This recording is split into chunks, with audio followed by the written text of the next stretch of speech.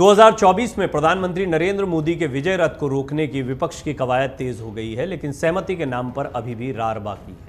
अभी तक ये साफ नहीं हो पाया कि कौन कितनी सीटों पर चुनाव लड़ेगा या किस रणनीति पर आगे बढ़ेंगे, लेकिन उससे पहले ही महागठबंधन के अंदर बगावती सुर तेज होने लगे हैं। अध्यादेश पर आप और कांग्रेस के बीच विवाद खत्म भी नहीं हुआ कि बैठक के बाद बंगाल पहुंचते ही सीएम ममता बनर्जी ने कांग्रेस को बीजेपी की बी टीम बता दिया। विपक्षी एकता के नाम पर अभी भी पार्टियों के अंदर कश्मकश की स्थिति बनी हुई है। इसी बीच बिहार में हुई विपक्षी एकता की पहली बैठक के साथ ही झारखंड में सीटों की दावेदारी पर भी माथापच्ची तेज हो गई है। रांची के सोहराय भवन में होने वाली मोर्चा की बैठक में केंद्रीय समिति के सारे सदस्य उपस्थित रहेंगे। इसके अलावा जिला समितियों के अध्यक्ष और सचिवों को भी बैठक में बुलाया गया। मोर्चा के शीर्ष नेतृत्व पर इस बात का दबाव है कि 2019 के लोकसभा चुनाव के मुकाबले ज्यादा सीटों पर चुनाव लड़ा जाए। इसके लिए झारखंड मुक्ति मोर्चा के बढ़ते जनाधार का हवाला दिया जा रहा है। देखिए आप, जैसे उत्तर प्रदेश में अखिलेश गए या अन्य अपने अपने राज्यों में जैसे ही नेता गए, उसके बाद में उन्होंने अपने नेताओं से बात करनी शुरू की और वहाँ पर अपने अपने अंदाज में उन्होंने फिर जनता को भी मैसेज देना शुरू कर दिया। उदाहरण के लिए ममता बनर्जी हैं, उदाहरण के लिए अखिलेश यादव का जैसे सकारात्मक रुख आप देख सकते हैं, तो पूरी तरह से ममता बनर्जी का इस विपक्षी एकजुटता से एक दुराव देख सकते हैं, या वो स्पष्ट तौर पर कह रही हैं कि कांग्रेस के साथ में चुनाव नहीं लड़ेंगे। तो कुल मिलाकर सबने अपने अपने पत्ते खोले अपने अपने राज्यों में जाने के बाद। यही स्थिति झारखंड की है। हेमंत सोरेन थे यहाँ पर, बड़ी मजबूती से खड़े रहे, बहुत लंबी उन्होंने बात भी कही थी साझा प्रेस कॉन्फ्रेंस के दौरान।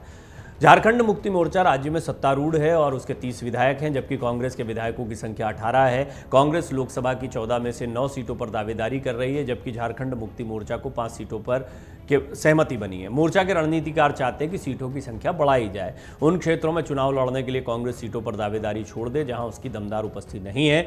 हालांकि इस पर अंतिम सहमति साथी दलों की बैठक के बाद ही बन पाएगी। बहरहाल झारखंड मुक्ति मोर्चा की 4 जुलाई को होने वाली केंद्रीय समिति की बैठक पर सबकी निगाहें टिकी हैं।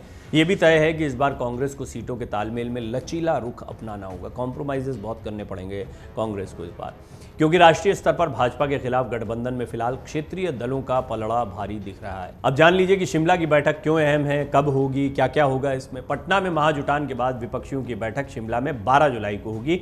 इसमें अंतिम फैसला लिया जाना है। दरअसल शुक्रवार को पटना में 15 विपक्षी दलों की एकजुटता बैठक हुई। इसमें ममता बनर्जी, अरविंद केजरीवाल, भगवंत मान, M.K. स्टालिन समेत 6 राज्यों के सीएम और अखिलेश यादव, उद्धव ठाकरे, महबूबा मुफ्ती समेत 5 राज्यों के पूर्व सीएम शामिल हुए।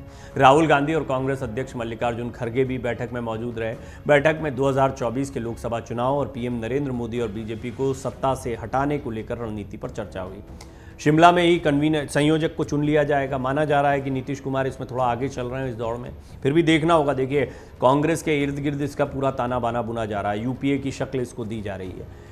विपक्ष की इस बैठक के दौरान सभी दल बीजेपी को 2024 में रोकने के लिए सहमत दिखाई दिए। इस दौरान विपक्षी गठबंधन के लिए किसी को संयोजक बनाने की जरूरत महसूस की गई है।